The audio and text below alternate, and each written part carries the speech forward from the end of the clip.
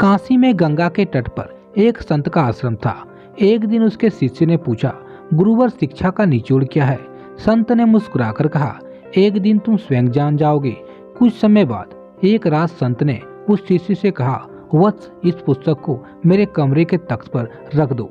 शिष्य पुस्तक को लेकर कमरे में गया, लेकिन तत्काल लौट आया। वह डर से कांप रहा था। संत ने पूछा, क्या हुआ? इतना डरे हुए क्यों हो? शिष्य ने कहा, गुरुवर, कमरे में सांप है। संत ने कहा, यह तुम्हारा भ्रम होगा। कमरे में सांप कहाँ से आएगा? तुम फिर जाओ और किसी मंत्र का जाप करना। सांप होगा तो भाग जाएगा। शिष्य दोबारा कमरे में गया। उसने मंत्र का जाप भी किया, लेकिन सांप उसी स्थान पर था। वह डरकर फिर बाहर आ गया और संत से बोला, सांप वहाँ से नहीं जा रहा है।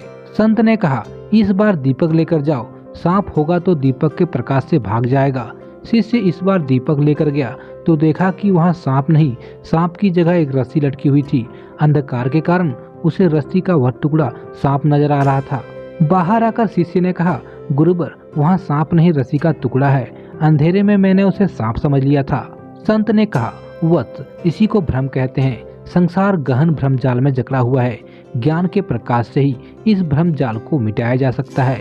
यही शिक्षा का निचोड़ है। वास्तव में अज्ञानता के कारण हम बहुत सारे भ्रम जाल पाल लेते हैं और आंतरिक दीपक के अभाव में उसे दूर नहीं कर पाते। यह आंतरिक दीपक का प्रकाश निरंतर स्वाध्याय और ज्ञान अर्जन से मिलता है।